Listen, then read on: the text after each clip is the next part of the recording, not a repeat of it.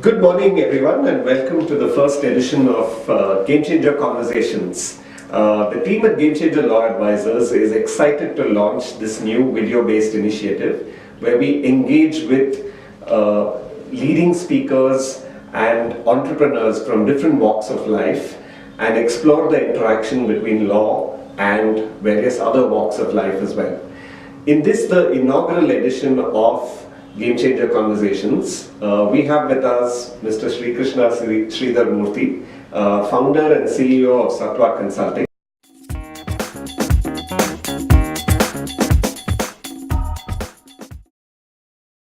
This is the first conversation that we as a team are having with various clients, and really gracious of you to accept this invitation. My pleasure. My pleasure. So just a very quick round of introduction. So Krishna is a BITS Pilani graduate and an INSEAD School of Business graduate. He is a computer science engineer and co-founded Sattva in 2009 after having done stints with Dell as well. So Krishna, just perhaps you could add to that with a slightly more detailed description of yourself and Sattva as well for the benefit of our viewers. Got it.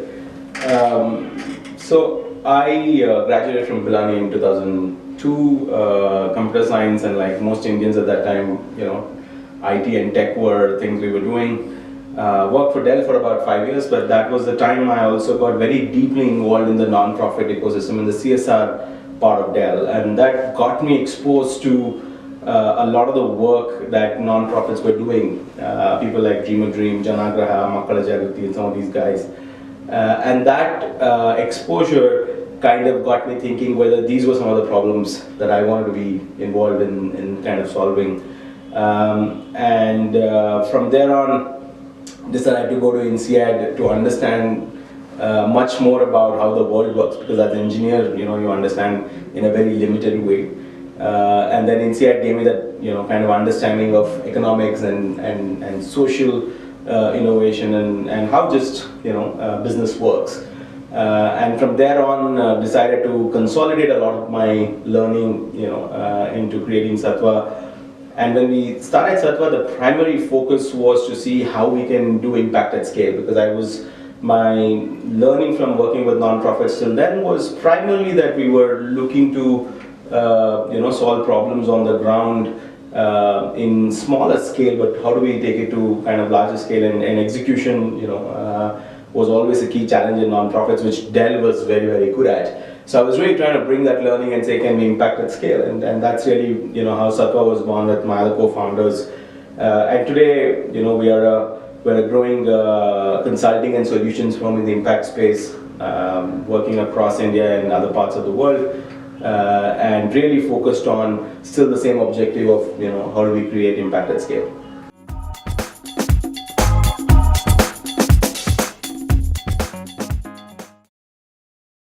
So yeah, maybe step back a little bit. 2009 was when Sattva was started. Yeah. And at that particular point in time, I don't know if there was too much of a conversation in India on creating an impact ecosystem. I don't even think we had too many impact investors at that point in time. The SKS story had not yet played out the way it did eventually. Yeah. So what inspired you and your co-founders to think about doing something as radical as setting up a CSR consulting firm at that point in time when the CSR law also did not exist as well? Oh, so yeah, maybe some thoughts in terms of how did Sattva come about? Absolutely.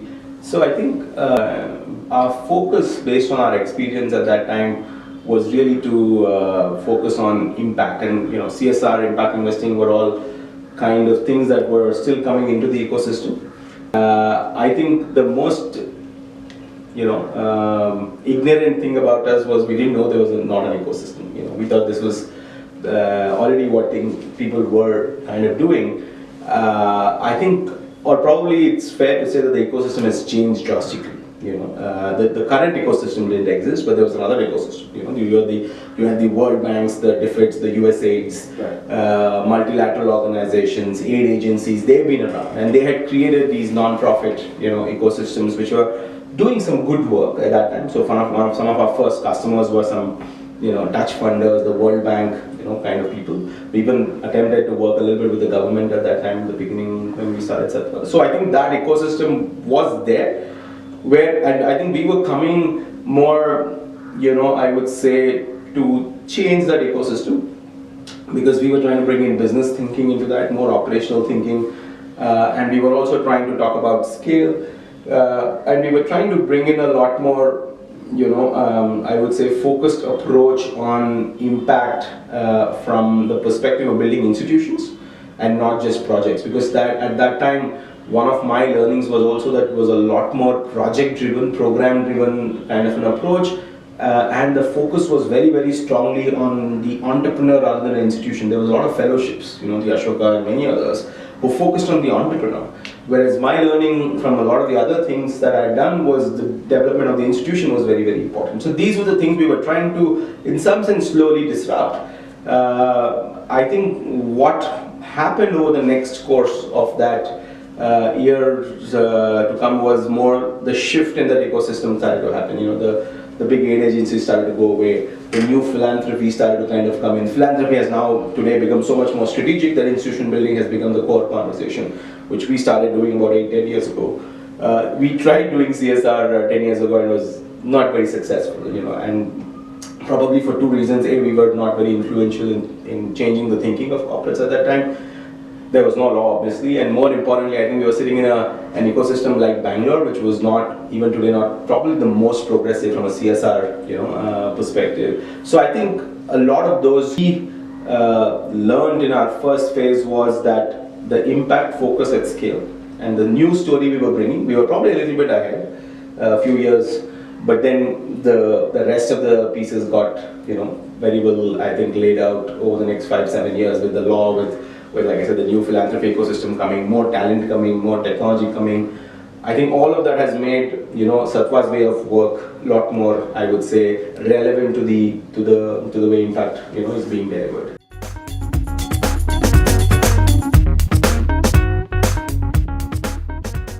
Sattva in Sanskrit means true essence and consciousness. Can you throw some light on how you came to choose this name for your organization, and how does it relate to CSR? So I think for us, in some sense, the meaning of Sattva was more equilibrium, a balance. That's the interpretation with which we kind of entered, or chose the name. Interestingly, pre-Sattva, there was also a small non-profit that I had set up with a few other people, where we were doing more, we were still running the magazine, and also we were doing more non-profit consulting for some of the organizations in Bangalore. And, the magazine's name was Sattva at that time. When we started the company, I think the lack of creativity of all the founders, we couldn't come up with another name which was better than Sattva. And one of our mentors, who you know very well, he suggested that, hey, your magazine you can always rename. I think this is a great name for the work that you guys are envisioning to do, so why don't you kind of move the name here? And that's kind of how the original name of Sattva kind of moved into, to the company. I think the fact that, and today if you look at, from our work to our logo to everything else, we are very focused on balance.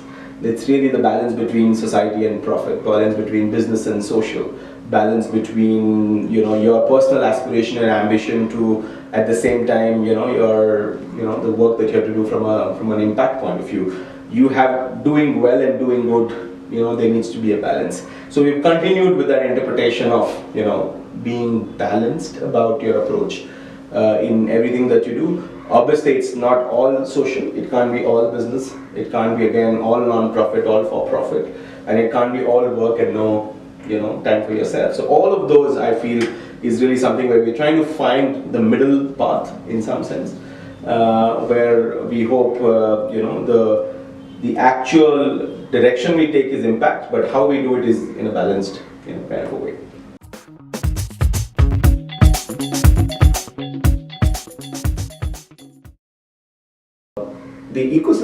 India today currently has various players. One set of players is focused on philanthropy. The other set of players is focused on what is known as impact investment. And there are other players who are for-profit players but incidentally also create impact. You've now been through the journey as a CSR consulting firm for 10 years.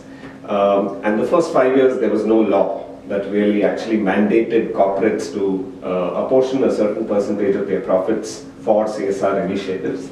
The next 5 years we've actually seen it. I think we'll start with some basics. Was there a requirement for law to mandate CSR to be undertaken by companies? Did companies need to be told by law that this is something you need to do? And how has actually, having seen the last 5 years, how has the law shaped corporate behavior in this country? As a consultant, you're at a vantage point in actually seeing how corporates have reacted to this legislation. So it'll be interesting to get your thoughts on that. Oh, absolutely. So I think, so there was a lot of philanthropic capital over the last 20-30 years that came into India, but came through aid agencies. Right? So, and those obviously came from businesses, from those countries which were paying taxes, which eventually became aid money for other countries to kind of work on. But the money getting generated through business got channeled through different sources into countries that needed, capital from a philanthropic point of view. I think the shift that India was kind of beginning to make was we were more, we very clearly became a fast-growing economy, over the last 20 years. We probably have the fastest growing number of millionaires and billionaires, as an ecosystem. So with all of that, and obviously the corporate sector and the markets booming, the money that was kind of actually generated from the businesses here, but probably more relevant, for that to be kind of used, in the Indian context. Again, from a development point of view, because the inequality still remains, and it remains in different parts of the world. So I think the law was, I believe, a very, very good enabler in getting the corporates into the dialogue of development and nation building, because I think it's important for the markets. And if I take a very pure market point of view, a better Jharkhand or a better Chhattisgarh is good for everybody. And I think investing in development of a UP, Bihar, or a Northeast, or parts of Karnataka which are still, kind of being left behind, I think is a good market, right? And so even from a fundamental principle of market, I think it makes a lot of sense for some part of corporate resources. It could be knowledge, it could be money, it could be expertise to actually be poured into development, of the nation and the ecosystem. And I think that the fact that the law enabled it, I think was great. I believe it's not like that nobody was doing it. Obviously people were doing it, and there are some great examples of how CSR was done before the law. I think the law actually learned from those examples to actually, kind of create the law. But has the law actually accelerated the participation of corporate? Yes, for sure, right? I think there's no question about it. So I think the law was, was an interesting add to the mix. I don't think I would go to the extent of saying it is a must to have the law, but I think it kind of gave a nice, twist to the story in terms of how more the corporate could participate and opening up the imagination of the corporate. I think what it also did was till then a lot of the CSR was anecdotal and not measured very deeply. People would talk about it, tell you stories about what they're doing, but today it's much more measurable. We know exactly where the monies are going, how much money is going, which kind of sectors it's going, how is it complementing with some of the government policies. So all of that data is now, that much better participation and partnerships have started to emerge because there's more data, it's more structured. So I think the law in that sense has done its job. In terms of the reaction, we ourselves were actually very, I would say, to start off, very cynical about the law. We actually were so deeply in the impact space with all the philanthropic and the non-profit ecosystem that we said, I think the future of business being sustainable and shared value is probably the right direction for business to go to, rather than a 2% share of profit. But I think obviously that's a much longer journey for corporates to make in terms of the shared value part of it. But when we were actually also slow in reacting to the law, because again, I think we were sitting in Bangalore where not so much of conversation actually happened. Most of it happened in Bombay and Delhi. But what I learned when I went out and met a lot of the corporates and CSR heads was that everybody had the right intent, and now they had the resources, to kind of do it.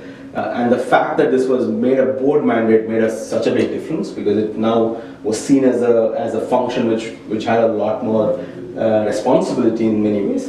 And I think that made it a big shift. And today we see most of the progressive corporates evolving very, very strongly. We are, at least personally, I'm in at least 8 to 10 conversations right now where boards of organizations are talking about redefining the CSR program, and this I'm saying in the last 3 months. So that's the level of thinking. So people are not just writing checks, they're saying, how do I create CSR to be a strategic advantage for my company? And how do I also create impact with it, right? I mean, I think that's today a good conversation to have. Still a long way to go, but I would say it's the reaction in the start has been in the right direction. So you do believe, obviously, that the law has played a positive enabling role in that sense.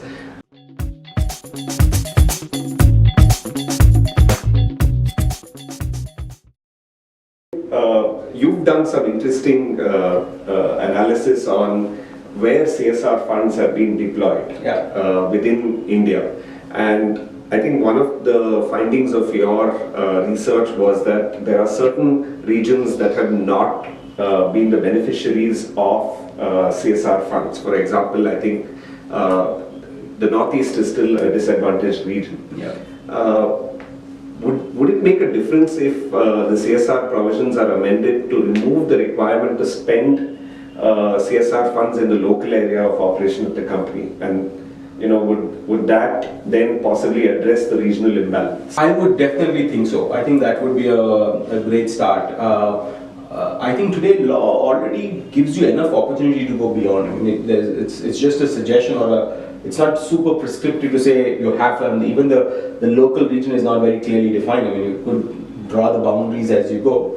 I think what we are realizing, in addition to that, let's say that shift in the law, I think the conversation around data on exactly where people are spending, how it's being spent, and what the impact is, itself is going to make a big difference. Because it was very interesting that when we published that report on where money is getting spent in India, and we showed pockets of districts or states where the money was not as spent, and we had the chance to present this in CSR forums, the reaction was, oh, I didn't know, to a large extent.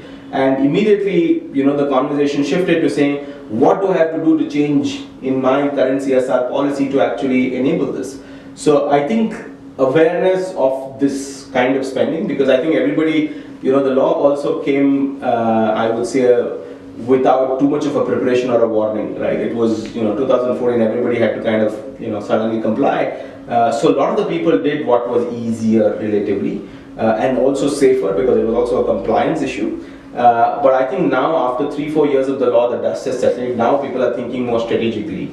And one of the things that I think they will do more strategically is to look at data and say, oh, there are parts of the country we are not spending as much money, or parts of issues we are not spending enough money on. It's not just a regional thing. Like something like heritage and art, being Indians, we don't spend enough money on that. Sports is a big issue, and people talk about it all the time. So sports is something that in India you don't spend enough money on from a CSR perspective. So it's not just a regional, but also an issue thing, and it's a matter of growing, I would say, where once all of us had to do it in the way that it was immediately sets the base. Now that the base is set, I think now more interesting real stuff will start to happen, where people will start re-looking at their strategy, people will start rethinking about the right places to invest, the right tools to invest in stuff.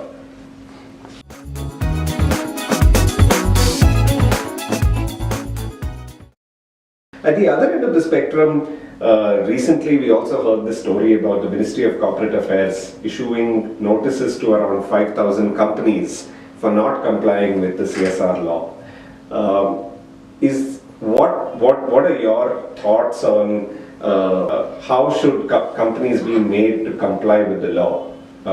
And is it time to move away from a name and shame approach, or is there any other way to make companies comply with the law? So I think the good news about that number is that out of the 16,000 odd companies, 11,000 didn't get notices, right? Which means there are a lot more people now doing. And if you look at the data that the Ministry of Corporate Affairs has been sharing, the reporting of CSR, data has actually grown every year. There was only I think 6 or 8,000 crores reported a few years ago. Now it's reaching close to 14,000 odd crores. I think that's a big shift, which is positive. So I think it's a matter of again growing up. I think there are certain companies. We also have to figure out whether those 5,000 companies, some are struggling with certain issues to what is the reason for non-compliance. I think it's not fair to assume they don't want to do kind of CSR. I am personally not a big kind of fan of name and shame kind of an approach. I think there has to be distinct corporate advantage that has to be seen, which I think companies are beginning to see, especially in BFSI, manufacturing, and many other kind of sectors where it weaves in extremely well with the overall business strategy. And like I said, a good developed India is good for business for everybody.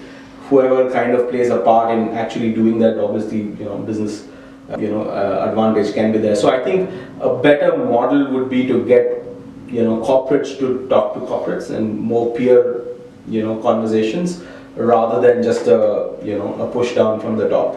And again, more data to be shared on really showcasing how this is actually helping everybody. Because it is helping everybody. I mean, we see it on a day-to-day basis on how this is helping the employee base, how it's helping the brand of the organization, how it's even helping the way the conversation happens in the leadership and the board, on certain issues. So talent development, leadership development, social, sector can actually bring in so much to the corporate sector as well. So I think from that perspective, I would probably focus more on the incentives rather than a more stricter law. But again, I'm not an expert on that particular topic.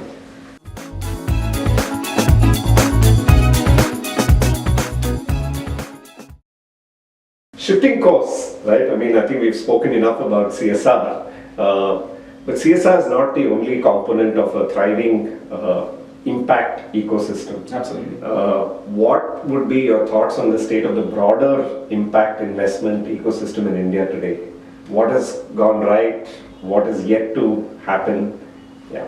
Absolutely. So I personally believe that this is the best time to be in the social impact space in India. Okay. To be a non-profit, to be a social enterprise, I do not think it will get better. I mean, it will get better, but there was never a time before which was as good as this. The reason I say that are the following. Right? One, philanthropic investment in India has become a lot more strategic. The whole conversation around venture philanthropy to lots of family offices coming in. I think the conversation of more strategic money, not just program money, but strategic money to make new things happen, build institutions, create innovations, research, all of that type of capital is coming into the philanthropy space. I think which is just brilliant. The second is there are CSR as a tool has brought in a lot of partnerships with corporate that's possible. There's a great example within our ecosystem where one of the Indian companies very successfully has now demonstrated how the value that they're adding to the ecosystem in a region actually benefits their entire larger business. And it's also a great partnership with the local entrepreneurs in the social space. So I think the resources from the corporate was never this open and available so easily. Three, the quality of talent in the sector is taking a dramatic shift, right? I think there's now a lot more people wanting to work in the sector. Some of the fellowships that we all talk about are, I think, getting more applications to acceptance ratios which are better than Harvard.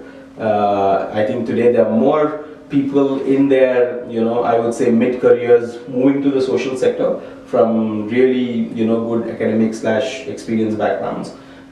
So both from young to older, there's a lot more talent coming into the sector, which I think is fantastic. Again, it's not yet enough, but I think that's a very positive shift, in direction. Technology has become a lot more available in the sector. I think there's a lot more resources available from a technology perspective. So there are more tech partnerships, different companies kind of coming in. And in general, other knowledge resources, tools, there was not so much of media on this. There were no conversations like this going on, so openly. So I think a lot more resources kind of coming into the ecosystem. I think this is probably the best time to take advantage as an entrepreneur, be it non-profit, for-profit, and kind of move to the next level. I think the challenge though is to be able to kind of not get caught, in the whole conversation, but get to action. I think the sector is also extremely good in conversation and input, about what to do. How to do, and we can think about frameworks and pilots and methodologies, for a really, really long time. But I think getting into action and starting to think about scale, I think is very, very critical because the ecosystem is getting more positive. I think it's almost a responsibility of the entrepreneur ecosystem in this to step up and say we can do now more bigger things, right?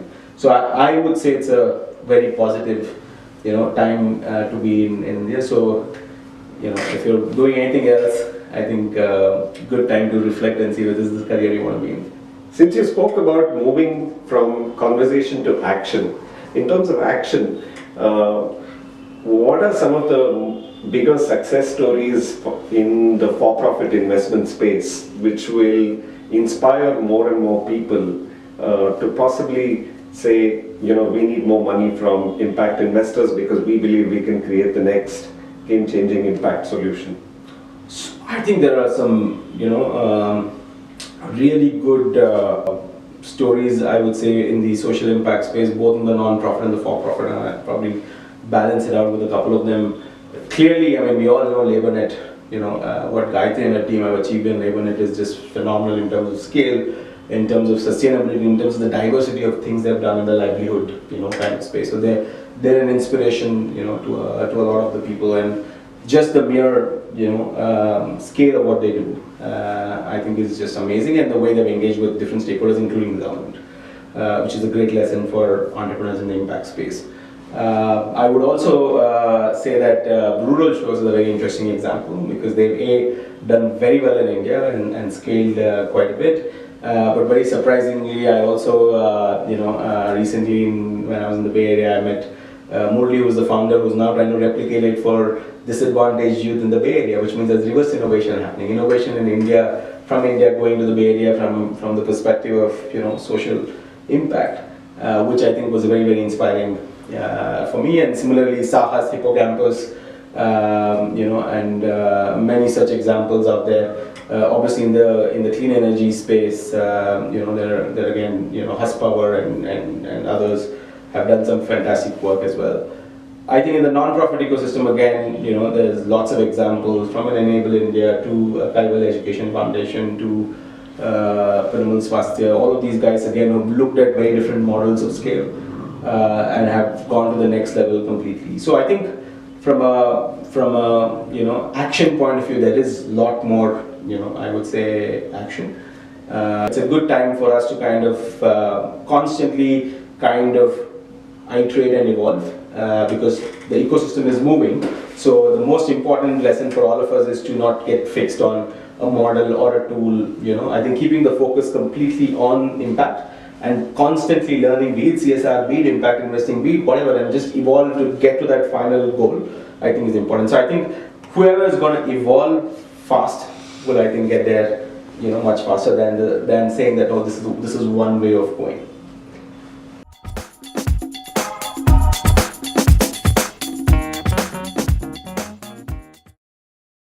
Alright, so being a lawyer, I keep coming back to understanding a few concepts around the impact ecosystem.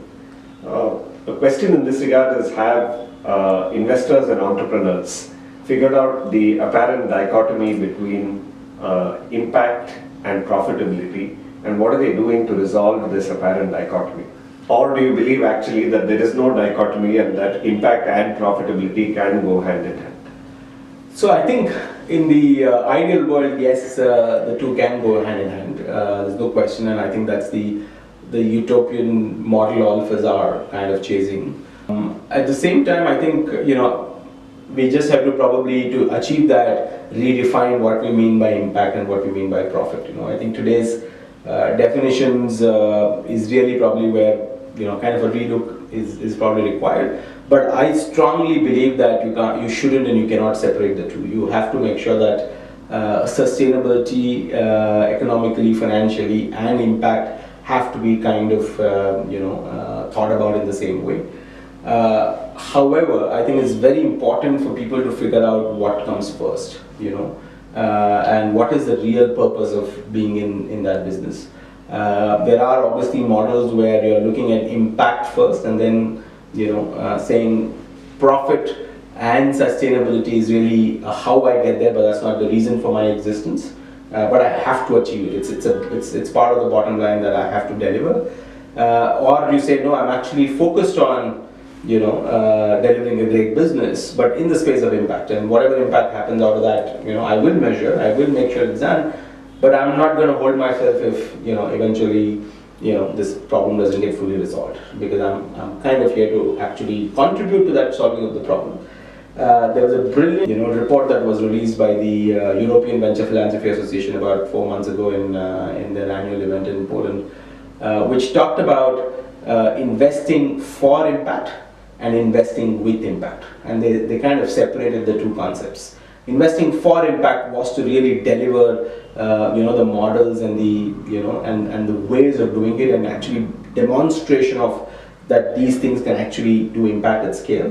And that probably is a smaller ecosystem. We all know that the impact ecosystem of capital in the global context is very, very, very small compared to the trillions of dollars of investing ecosystem out there.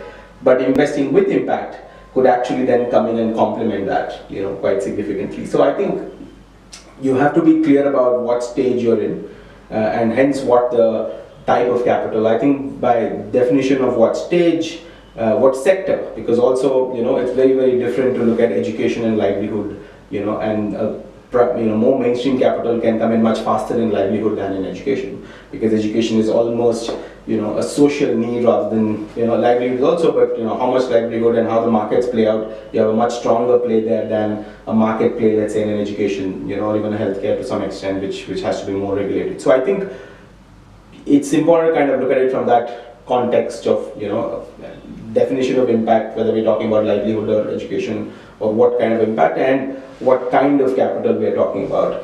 But at a very, very fundamental principle level, the two cannot be separated, and I think there needs to be a good balance of the two. While I take your point, in practice, the usual response has been that invariably at some point in time in an entrepreneur's journey, he has to eventually make a choice between, am I going to be profitable or am I going to continue to make impact but not be profitable? How does he choose at that particular point in time, and is it a fair choice? Or are there other creative solutions that can enable him to achieve double bottom line? So I think the choice has to be made, which is my earlier point of you have to decide whether you're impact first or finance first as an entrepreneur. There's no question. But I don't think the choice is between impact and no profit as much as it's impact and lesser profit or delayed profit, right?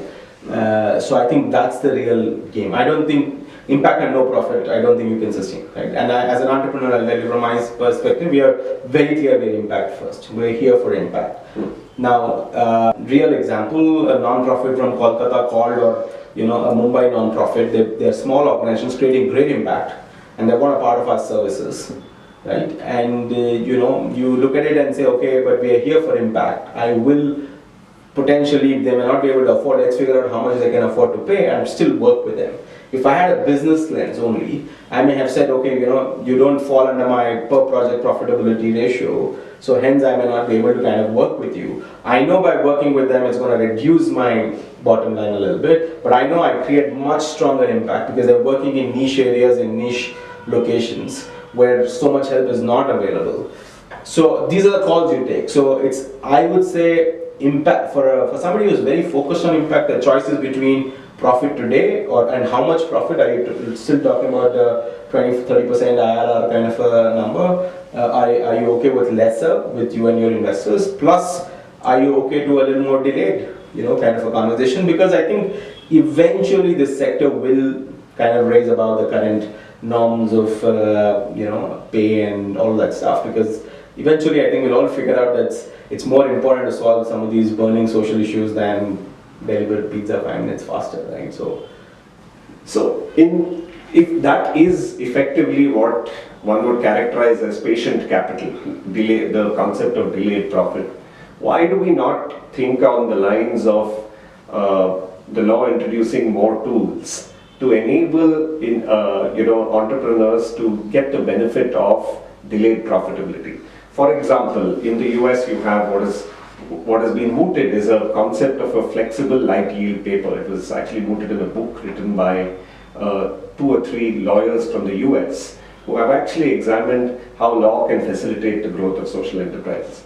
And they conceptualize the flexible light yield paper as being a moderate yield debt instrument, which typically will convert to equity, or will, in the event of there being a shift in the prioritization from impact to profitability, then there is some kind of penalty that is imposed on the entrepreneur. Would a tool such as that work in the Indian context? Should there be discussions around having such tools? No, I think there's a tremendous urgency to talk about tools like that, and I don't think enough conversation is happening, and urge more lawyers to have that conversation, because I think this is definitely something, or at least facilitate that conversation, because I think we need tools beyond Section 8.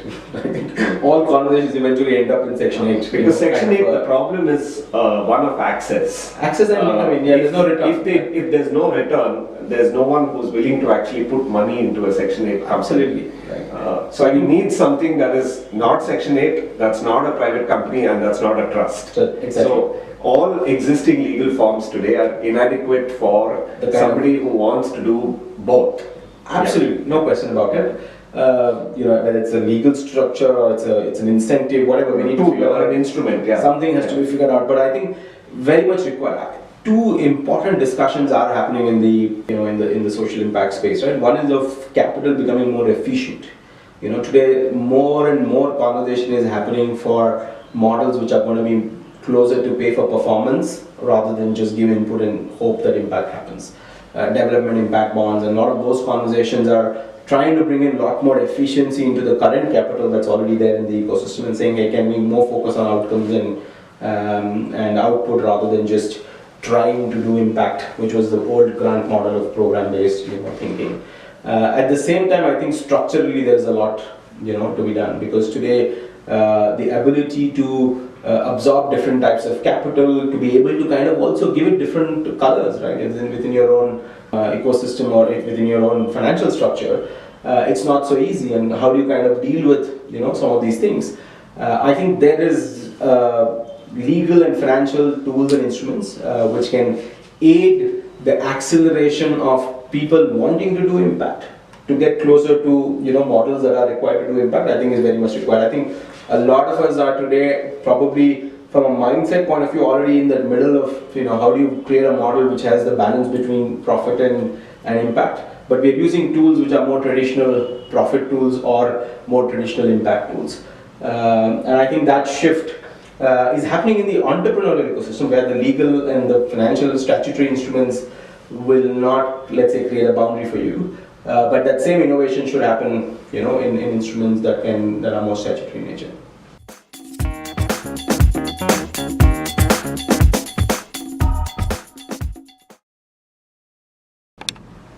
Speaking of which, I mean, the current flavor in the for-profit ecosystem has been the whole debate around the angel tax, right? But when you look at the social impact ecosystem, again, is there any conversation around whether there are sufficient tax incentives that have been created for the for-profit social impact ecosystem? Can the government do more in terms of tax incentives? Because tax is also a tool just as much as innovative financial instruments and innovative legal instruments as well. Yeah. So I think today, to a good extent, in sectors like agri and solar and a few other places where there's natural incentives being created for more of it, I think those are some of the areas where I can imagine some advantage that can be taken. But I don't think it's seen from the perspective of, the overall impact, ecosystem. There's also an implementation challenge with that, because impact overall as an ecosystem, is too broad. I think we may have to kind of have one structural larger conversation on Section 8 trust-ish, kind of conversation, but at the same time go down to more micro, saying, hey, in agri, what should the incentive be? In education, what the incentive be? So I think we need to work at both, of those levels. I don't think there's sufficient conversation happening. GST, for example, right? That I don't think that the social sector conversations, have been included in that. I mean, I know people in the sports industry are still kind of advocating for different things because it's seen as a sector that needs promotion.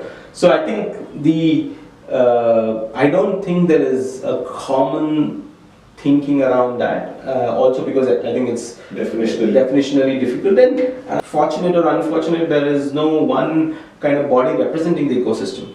There's no impact ecosystem body, right? Everybody is doing their stuff. If you were to call, if let's say the PMO wants to call somebody in the impact ecosystem or in IT, you would call NASCOM, you would call CII, or you would call a sportscom now for sports. But for impact, who do you call? Right? Should there be a CII, chapter for social impact? I think that those things have been tried because of diversity of thinking, the for-profit, non-profit, the color of money. So it's not been very successful. We've been part of a few conversations like that.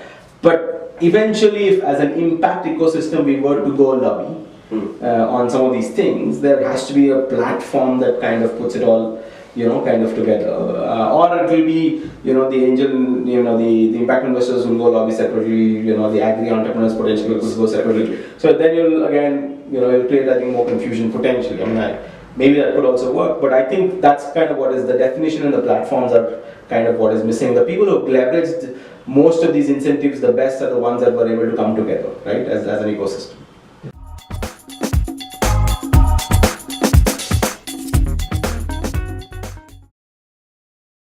Last few questions, Krishna. Do you envisage a broader role for lawyers in the ecosystem?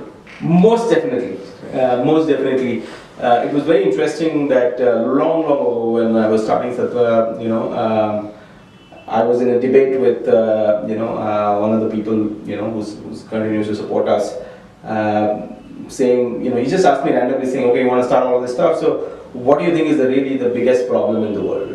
What would you fix? Right? And I stood to education, the naive person that I was at that time, saying if you fix education, everything will get fixed automatically. And he took a stand in that debate, and that stayed with me for over 10 years now, that it was actually fixing the legal and the justice ecosystem that was kind of more relevant, right? From that point, I'd been curious about how law kind of can create impact from a larger perspective, not just policy, but just creating those structural nuances. So I think there's a massive role for the legal ecosystem to play in many roles. I can imagine just better advice to social entrepreneurs and investors, right? Just as simple as that. Just being behind the scene. Don't even come, let's say, front, right? You're sitting behind the scene. There's a lot more you could do, with the current ecosystem to actually playing a role in creating the future ecosystem. While I really appreciate what's happening in the US. I think we can be inspired, but we don't have to copy. We can actually create something much better, which is more relevant for India, right? So I think definitely in the creation of the future ecosystem, and there are issues where we have to partner with lawyers. It's not a lot of the social issues that many of us are kind of fighting are not just issues that are just operational, which is they have a legal connotation to it as well. So I feel there's definitely a need for lawyers to come into the ecosystem beyond activism. I mean, that's great. I think that there are a lot of good forums where that happens, but operationally, structurally, innovation-wise, I definitely feel this is probably going to be a huge opportunity in the future.